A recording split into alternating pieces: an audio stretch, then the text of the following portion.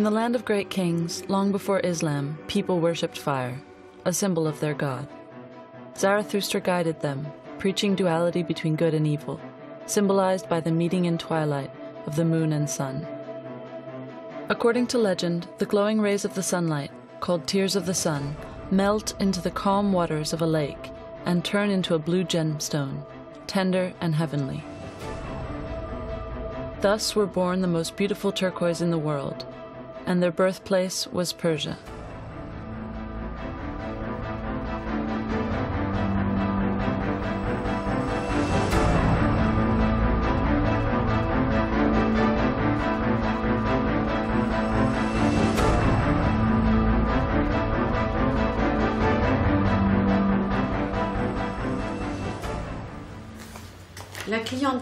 The customer who bought this necklace with beautiful turquoise from Iran would like a matching piece. For example, ear clips or another object, a brooch or a ring she can wear with it. There's some turquoise.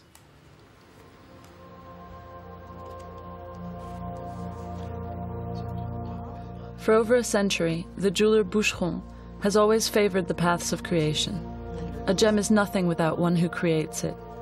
What a jeweler offers a woman is a reflection of her own beauty, the spirit that made her a unique woman.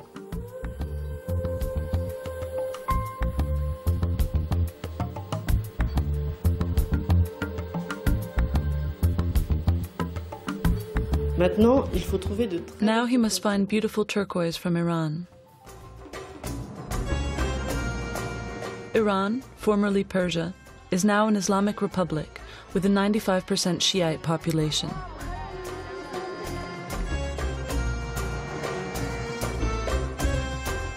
After several centuries of rule, the monarchy of the Shah disappeared in 1978 after a revolution led by a religious leader, Ayatollah Khomeini.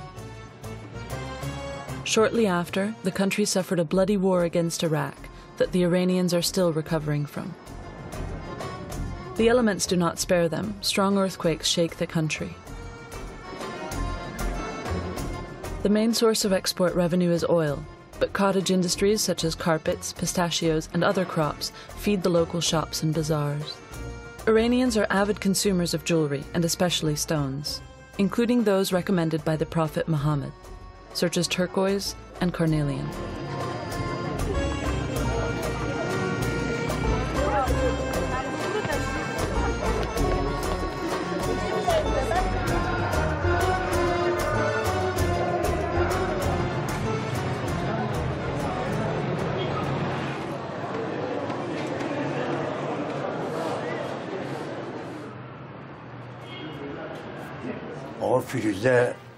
Hello, do you have turquoise?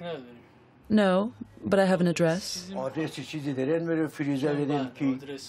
Give them to me. I want to take my friends.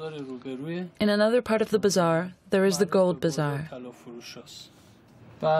Right and left, there are two stores that sell turquoise, next to the Khayyam Mausoleum. Okay, next to the mausoleum, they sell turquoise. Then, of course, there is the Village of Turquoise. The Village of Turquoise? Yes, it has no special name. That's what we call it. And how do we get there? You must take the road to Bozran. But now that I think of it, I can still show you some.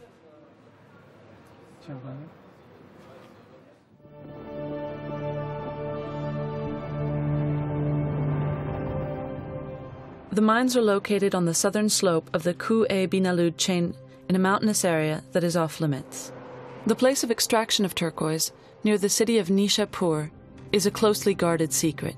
The village and the mine are closed to foreigners. In the large cities of Iran, the jewelers who sell turquoise have never been in the mines. They have no information.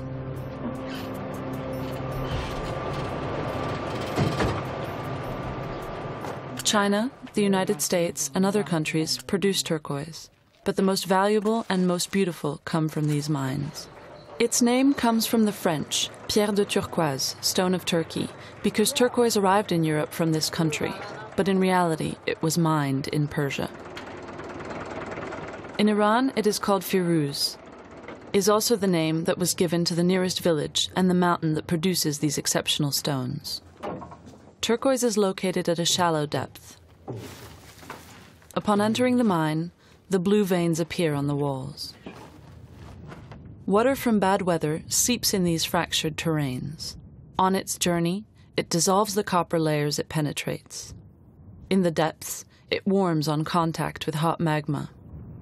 Lighter, it goes back through the volcanic rocks, enriched in aluminum and phosphorus. The contact between copper, aluminum, and phosphorus allows the formation of the turquoise deposits in the adjacent fractures. This process is very slow and may take several million years. Turquoise is found in arid regions. Highly soluble in water, it cannot survive in humid areas. Miners mark areas likely to provide beautiful turquoise with white chalk. These operations take place under the gaze of the director of the mine, appointed to the post for his seniority and his extensive knowledge of the premises. Another specialized team perforates the wall where requested in order to prepare the blast. Indeed, to reach the rock that contains the turquoise, one must dig deep.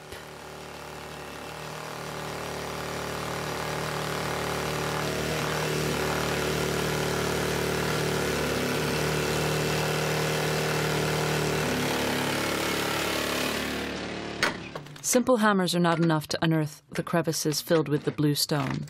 The use of dynamite is needed to reach the vein.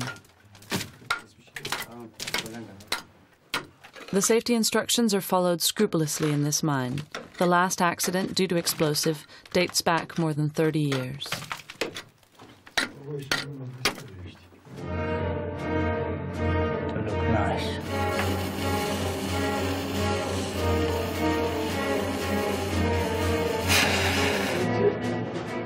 Before each explosion, the mine is evacuated.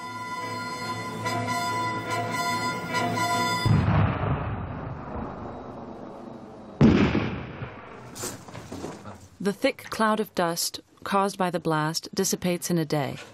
Once the tunnels are excavated, the workmen descend to the bottom of the mine. As soon as smoke and toxic gases are dissipated, the companions begin to pick up the stones. And then they sort them according to their size. Big first, then medium, and so on.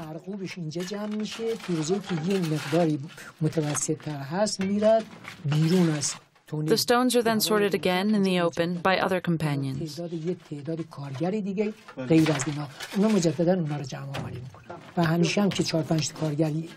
There are always 3 or 4 companions who work at the mine under the supervision of a foreman, who is responsible for lighting and also guiding the distribution of rocks into different bags.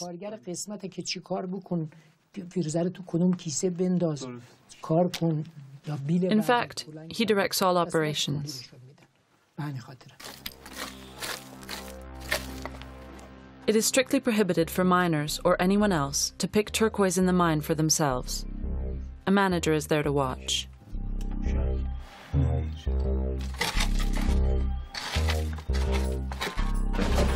Here, take this one. It is rare to find large pieces of turquoise.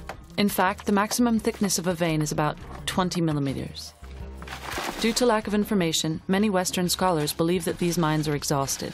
This is not true, but we are far from the time old miners talk about. They say that the finest turquoise in the world sprang like waterfalls from that mine. At that time, more than 2 tons of exceptional quality stones are said to have been found.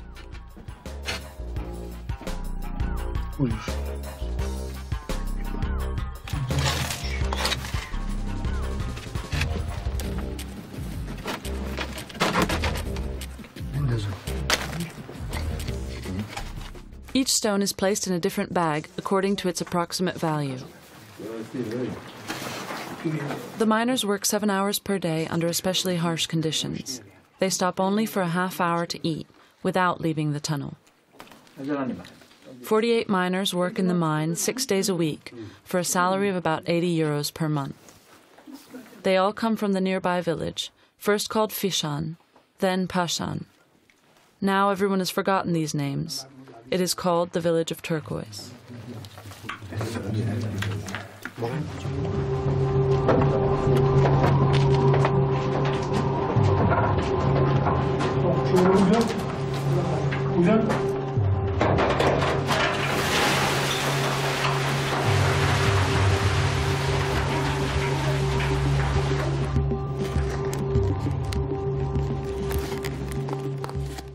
under the control of the foreman, the bags containing the day's production, 40 to 50 kilos, are sealed and then transported out of the mine.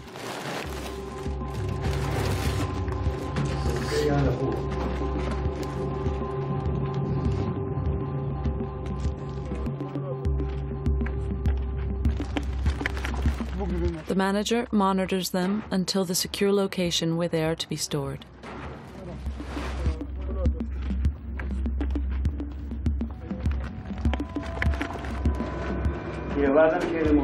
Take the bag and weigh it.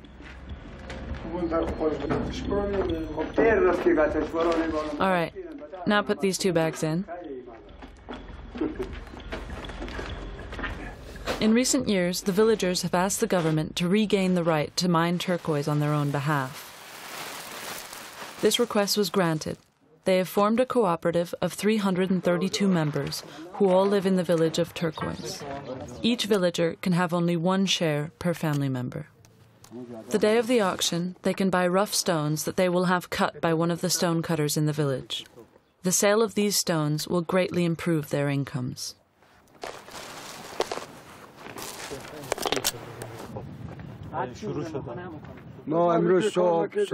Today we started at 7 a.m. We were responsible for sorting and preparing the stones for auction tomorrow.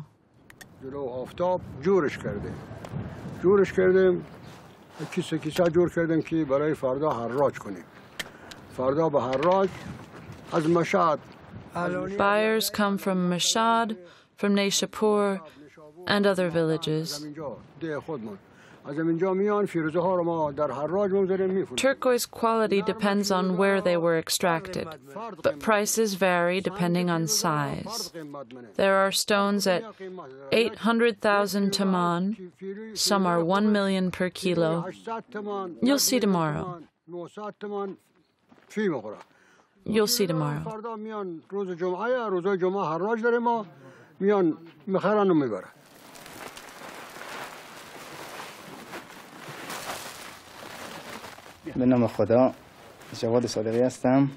My name is Javad Saderi. I'm 26 and I work at the mine. I go to the bottom of the mine at about 7 a.m. with my co-workers. Everyone has a specific task. There is one who picks the stones, one who sorts them, the detonator, the person in charge of light. They're all from the 2 villages, and we all have shares in the mine.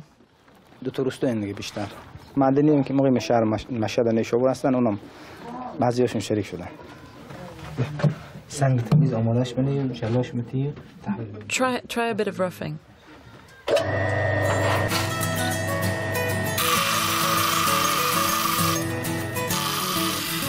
The turquoise that Javad gives the stone cutter in the village comes from the last auction. He has them cut before selling them.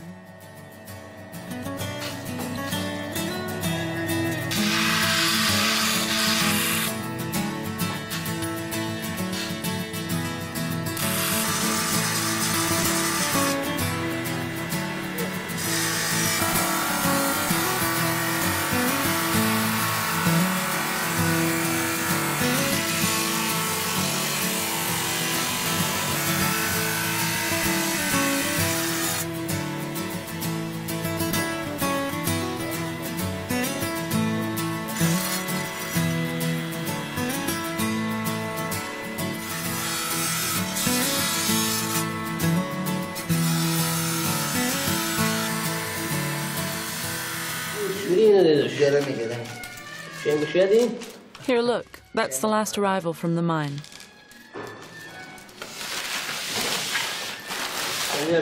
Look at this one. This lot is much better.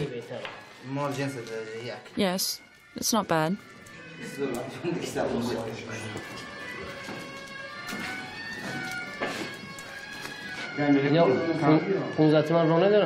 15,000 taman. Take it or leave it.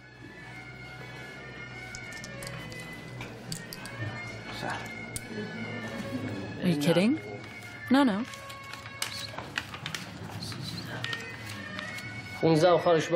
Come on. Give me.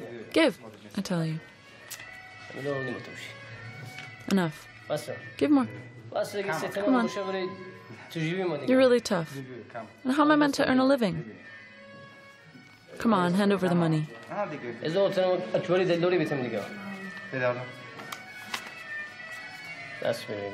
All right, shake on it.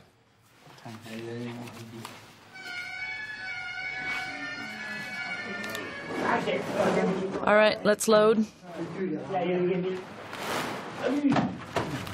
The fateful day has come.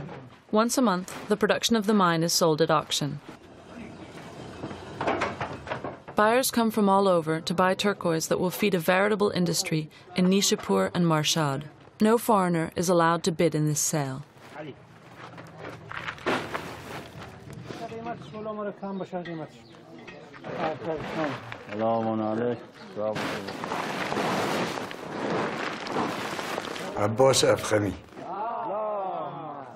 My name is Abbas Rami. I am the director of the mine. My ancestors and my father taught us that the mine had been discovered by a man named Shadat. With turquoise, this Shadat built himself a paradise. The mine had been exploited since then and supports all the villagers. My ancestors would say that Shadat had eyes so bright they pierced the ground and located turquoise. It's a legend, of course.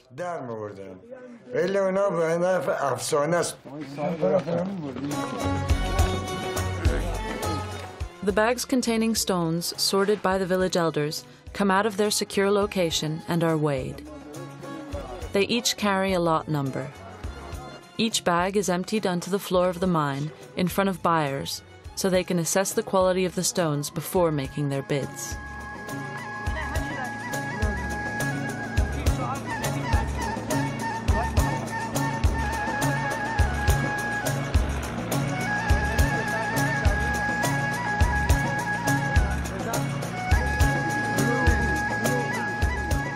The buyer should estimate the amount of turquoise that it is possible to extract from the lots that are sold by weight, including unusable bedrock. The color also has a great influence on price.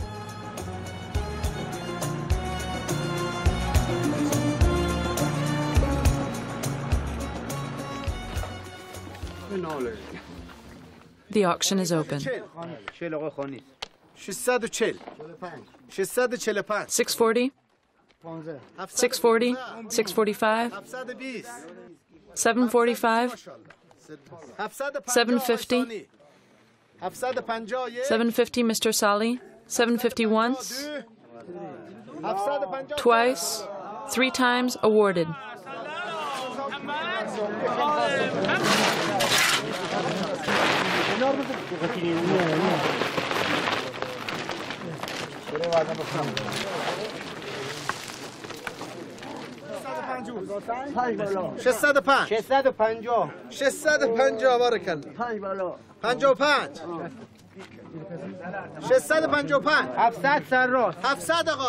$650 and awarded. But I proposed 655. Wait, is there a taker for 655? Is there a taker for 655 or not? By the head of the Prophet, I swear he exaggerates. He exaggerates. Stop your religious bantering. Let's end this. 655, good. You take it for 655?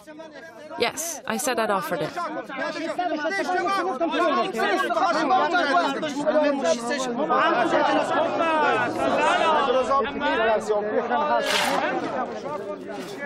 These auctions are a source of conflict between buyers, but when the incantation, "In the name of God, forgiving and merciful," is pronounced, calm returns, and we proceed to the next auction.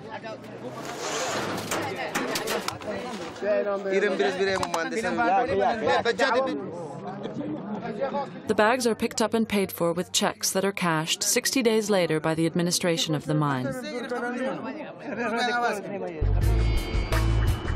The largest buyers whisk turquoise to Nishapur and Mashad.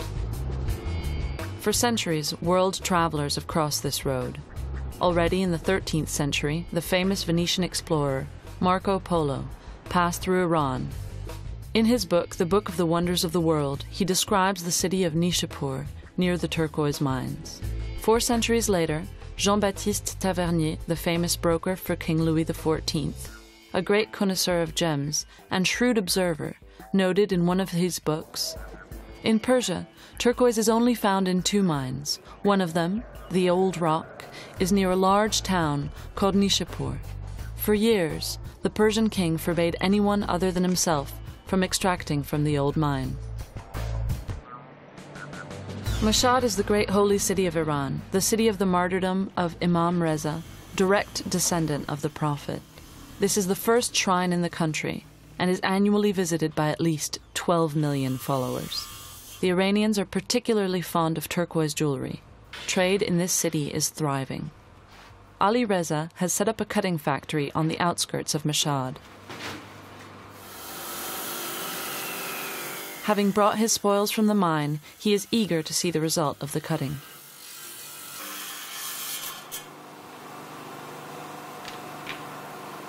One must first rough hew the stone. With a diamond saw, the cutter cuts the uninteresting parts known as gangue or matrix. This operation is always done in the presence of water to avoid overheating of the saw and overheating of the stone.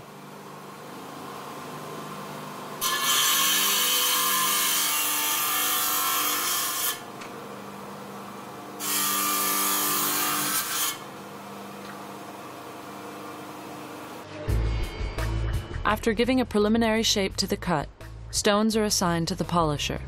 He gives them a definite shape. Turquoise is a gem that is cut in cabochon. It is a rounded shape without facets. It is used for different reasons. Firstly, to protect them from wear. Indeed, the hardness of turquoise is 5 to 6, which is relatively low compared to other gemstones such as diamonds, 10, sapphires, 9, and emeralds, 8. This size also protects it from shock, as it is fragile. Turquoise is an opaque stone. Faceting is unnecessary because light cannot penetrate. To better hold the stone during polishing, it is glued to a stick. The last step performed by the artisan is the mirror polish.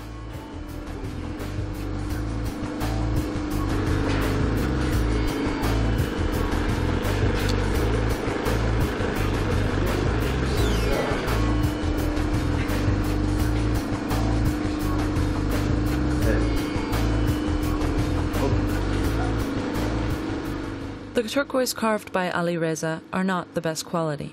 They are called matrix. Veins from the rock traverse the gem.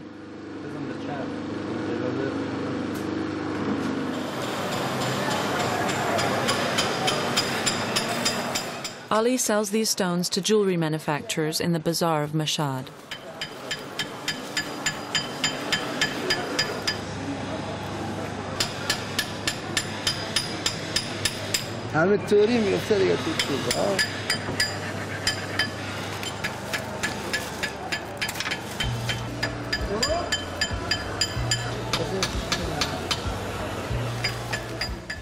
Each setting is made manually based on the chosen stones.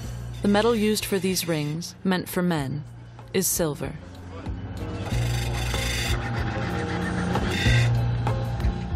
Jewelers in the bazaar use one of the oldest techniques, hammering, which, because it is malleable, changes the shape of the metal without losing any of its weight.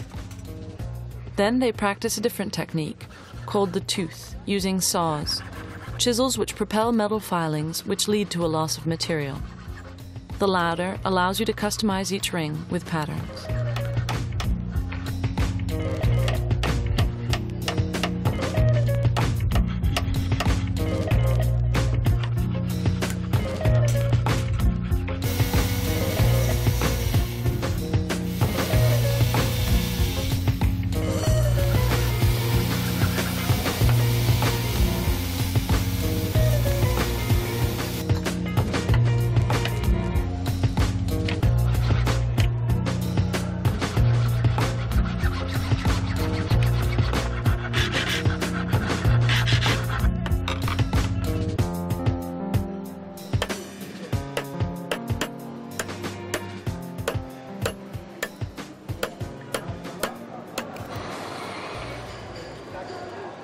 The rings are welded with a thin sheet of metal called spangle, placed between the two parties to be connected.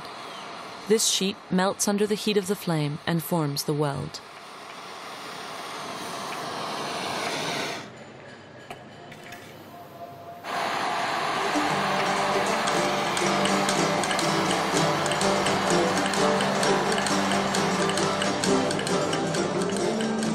Some merchants have purchased smaller qualities of stones at the auction, but of an exceptional quality.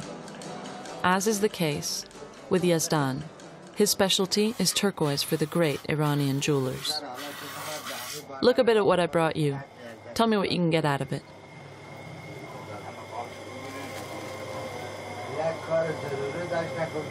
The best quality, taful, was once cut by master cutters. The sorting was done extremely carefully. Turquoise is more beautiful when the color is a deep, uniform blue. They're small, before we really had better quality. Here's one that has a good size.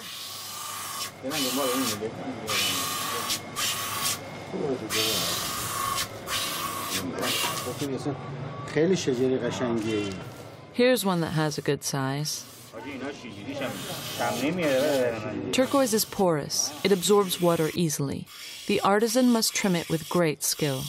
The techniques were developed thousands of years ago. These stones were once cut with a bow polisher. The only ingredients used were sand from Tripoli and water.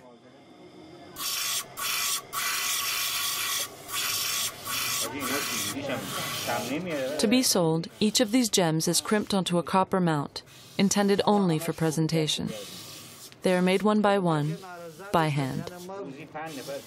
Yellow and red boxes are also characteristics of quality stones. Sellers believe that these colors highlight them best.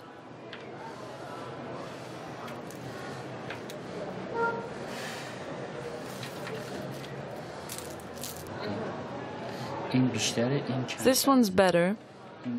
This one less so. This one has more worth.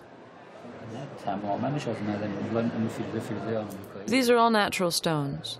There are stones from America, others from Nishapur, from Damrain, from Koch. There are natural stones and synthetic stones. Synthetic stones are artificially colored. You can accentuate the colors.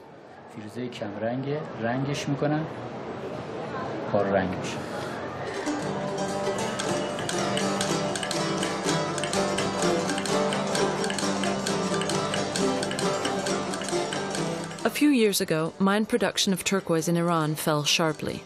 Dealers, asked to meet the high demand of their customers, ordered them from other producing countries, principally the United States and China.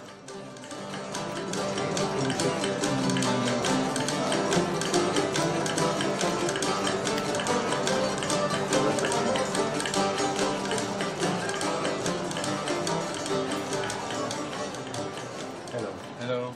Hello. Have you some turquoise? Do you have some turquoise uncut? American? Yes, show me. Here, American uncut.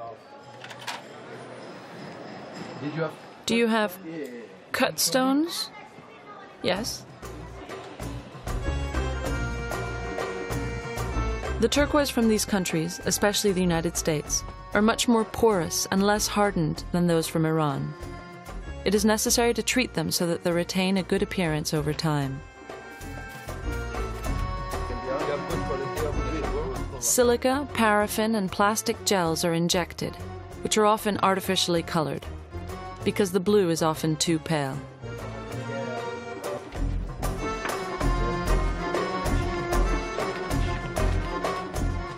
One can notice areas where the dye is concentrated. It is easy to detect these additions because the color is too intense.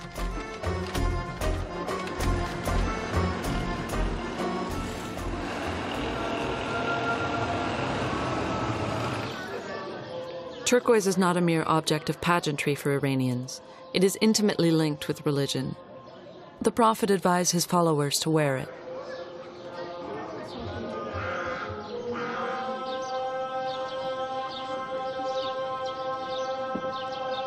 In the name of God, the Almighty and Merciful. According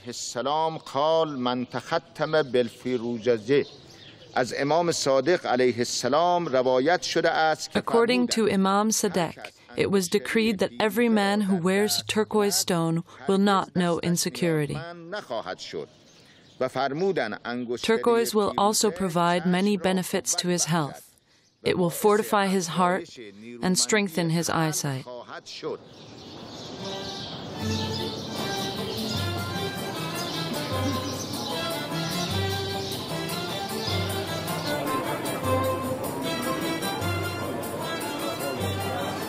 It is particularly men who will wear turquoise, silver rings, because gold is forbidden. Whole sectors of the bazaars of Iran's major cities are reserved for the sale of these jewels.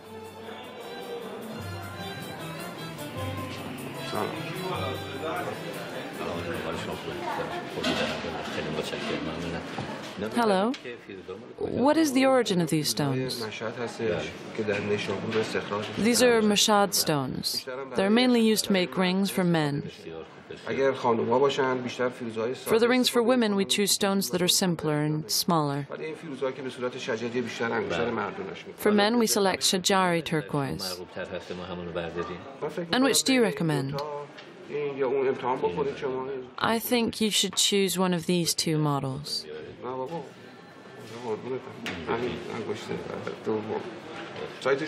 Give me a price indication. 15,000 taman. Don't you find that a bit expensive? No, because I present stones of an exceptional quality. And in your opinion, what's best? Without a doubt, this one. How much is that?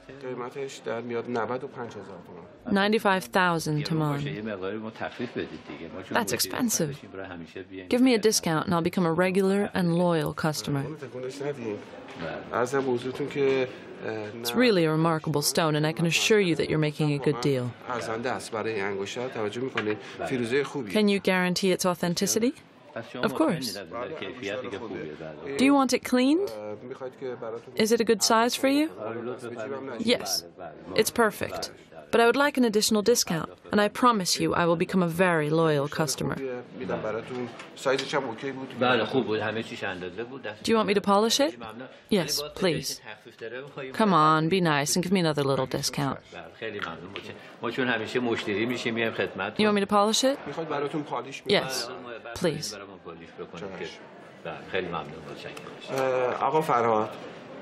Barar, sir, bring this ring up to the workshop. Thank you very much. You can count on my becoming a lifelong customer.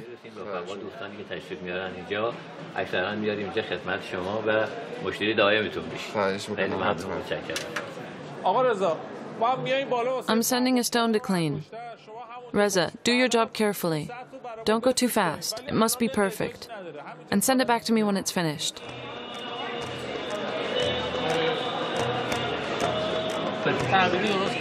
Slowly. Slowly.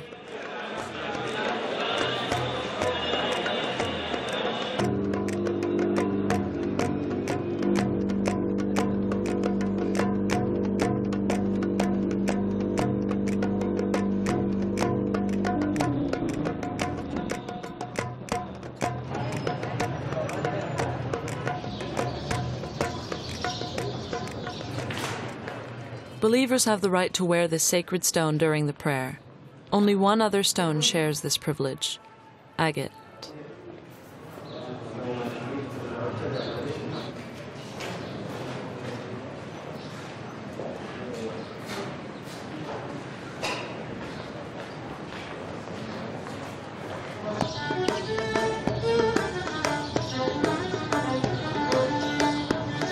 In Iran, women also enjoy turquoise. The reasons are different from those of men, but they do not use it only for the aesthetics of its deep, soft blue. For all time, it's been considered, in these regions, that turquoise wards off the evil eye. Very often, women sew turquoise into the clothing of grandchildren to protect them.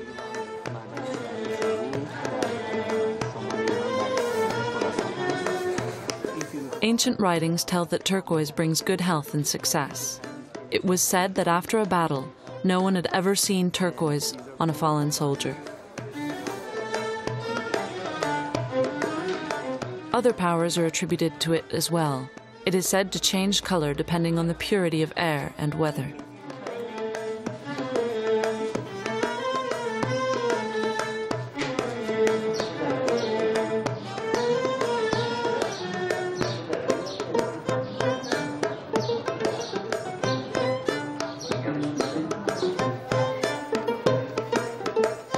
It has long been used as a pigment in blue paint.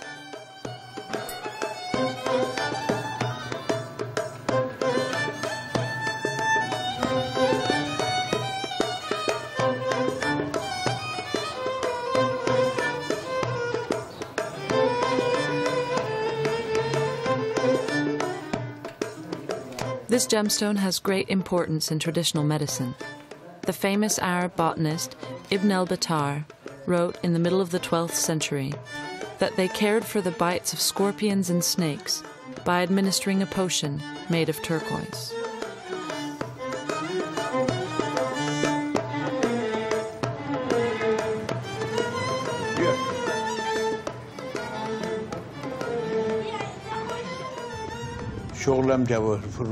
My name is Jamal Hari. I'm trading in precious stones, especially turquoise. As far back as I can remember, my father, my grandfather have all had this job. In the 1940s and 50s, turquoise from Iran had a fabulous place on international markets, and our family had specialized in this magnificent stone.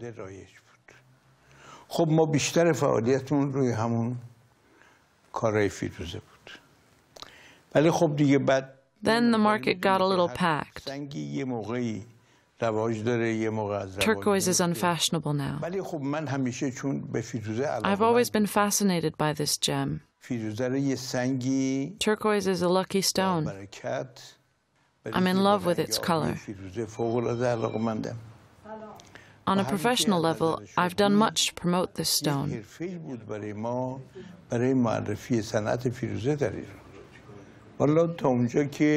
There is no scientific data on turquoise. Only experience counts. The Nishapur turquoise has a feature that we are alone in the world to know. سنگ فیروزه نشابور یه حالت خاصی داره که از نظر ما شناسایی شده. It's true that Iranian jewelers quickly recognize the source of their turquoise. One of their secrets is the underside of the stone, where the stonecutter always leaves a bit of bedrock, whose color is very different depending on which mine it is from. Throughout history, civilizations of the Far East have turned their gaze to the heavens and admired the blue skies. Turquoise is its symbol. In central Mesopotamia, Neolithic man was already making necklaces and bracelets out of turquoise in the 6th millennium BC. The centuries pass and man continues to use this sky-colored stone. The empire of Darius the Great, Achaemenid king of Persia, in the 6th century BC, stretched from India to the Danube, also encompassing Egypt. He created Persepolis, where each year he received the offerings of the 30 countries he had conquered. No less than 370 tons of silver, jewelry, and goods from the 4 corners of his empire.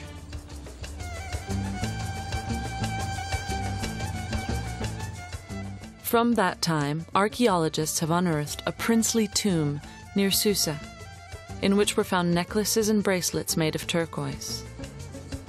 In present-day Afghanistan, near the town of Shibargan, archaeologists have unearthed a treasure belonging to the empire of Bactria, full of gold jewelry set with turquoise, dating back a century BC. The stones used probably came from the mines of Nishapur, near the Afghan border. The history of Persia was a succession of glories and defeats, which enabled it to accumulate and lose some incredible treasures. For centuries, this country was ruled by kings, shahs. Some years before the reign of the Shah of Iran, Shah Muhammad Riza crowned his last wife, Farah Diba, in great pomp. During the ceremony, sovereigns wore exceptional jewels. The Shah's crown, emblem of the Pahlavi dynasty, had been made for his father, Riza Shah. Made of gold and silver, the crown was covered with nearly 4,000 precious stones that were predominantly diamonds.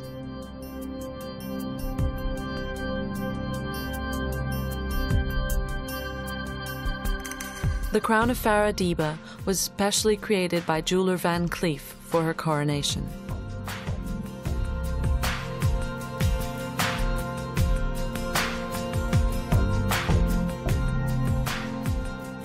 Formerly, the Shahs did not wear crowns.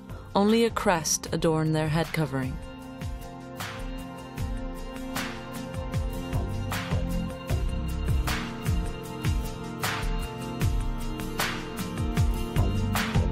It was set with the finest and biggest gems, emeralds, rubies, sapphires, and diamonds.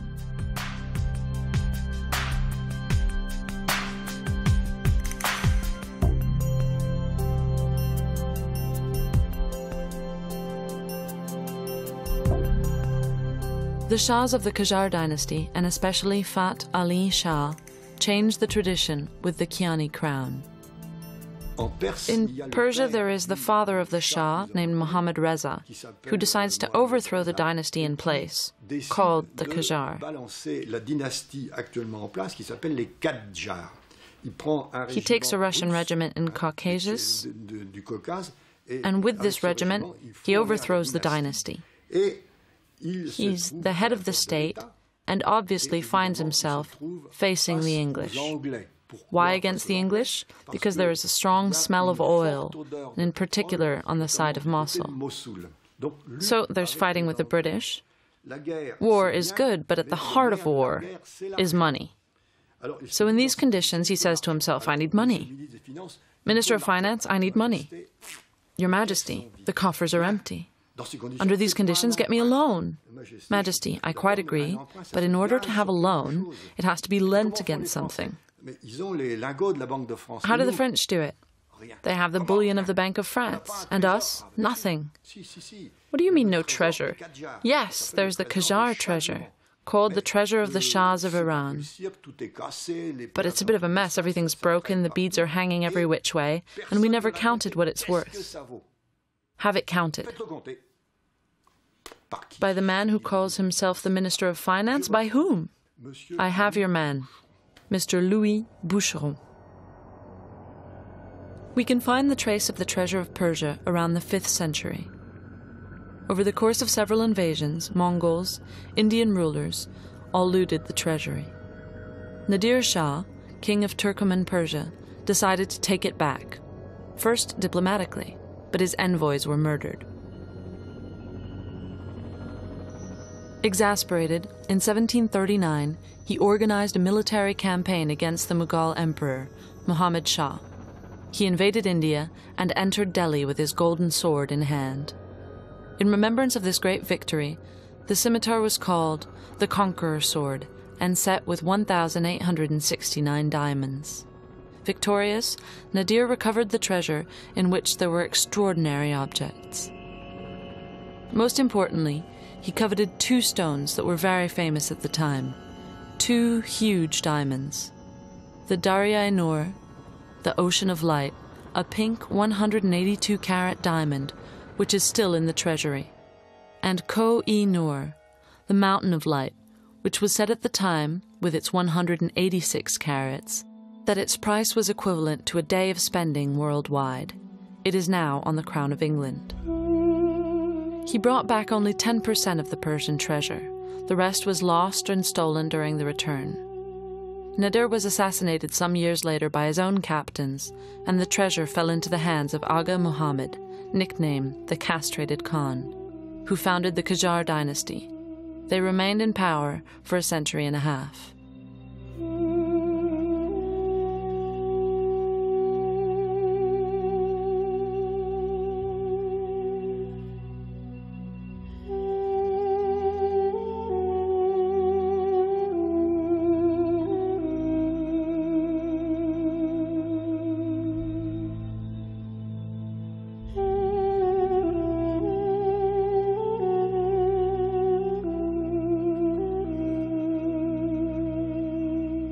The second Qajar ruler, Fat Ali Shah, an avid lover of jewelry and precious objects, had the throne of Nader constructed and covered in 26,733 precious stones.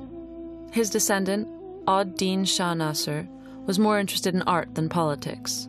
While the Russians took control of the north of the country and the English of the south, he had incredible pieces made, such as the globe of gems.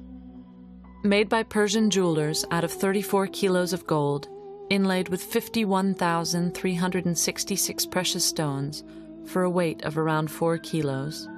The seas are emeralds, continents are rubies and sapphires, and Iran and the equator are diamonds.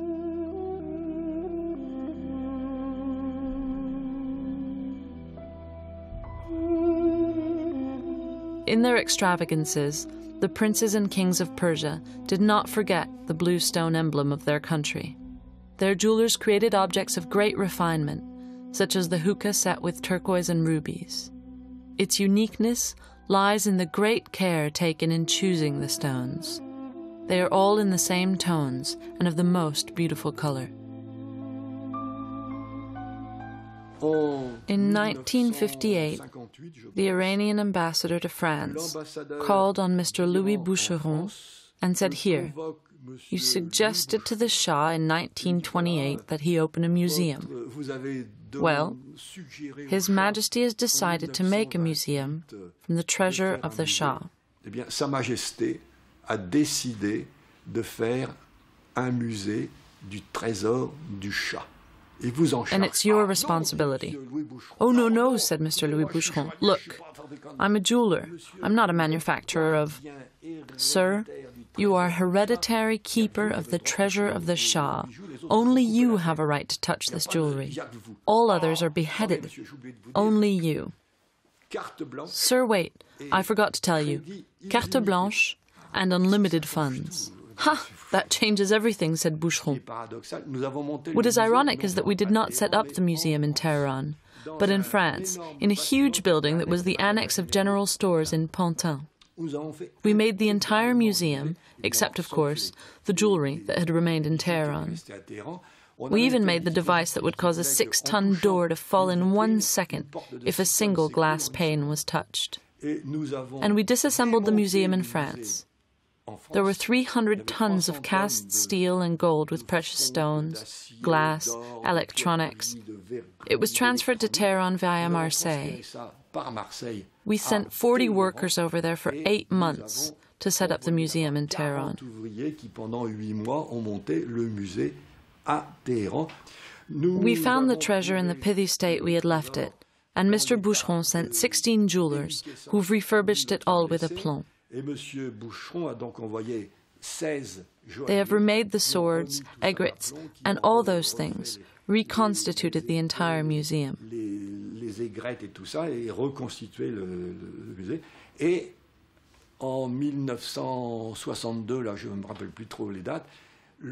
1962, I don't quite remember the date, the Shah inaugurated the treasure of the Shah in Tehran.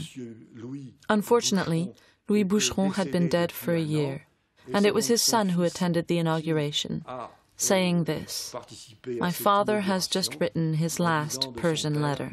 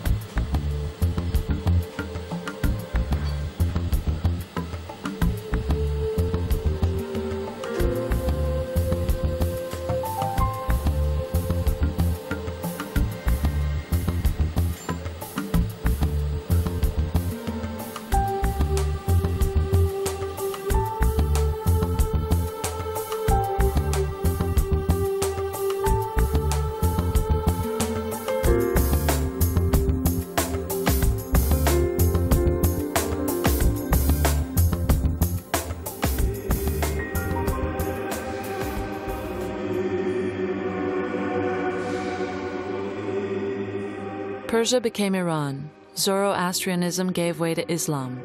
But here, turquoise remains forever a symbol. Maybe that of the paradise of Shadat, where everyone wants his place.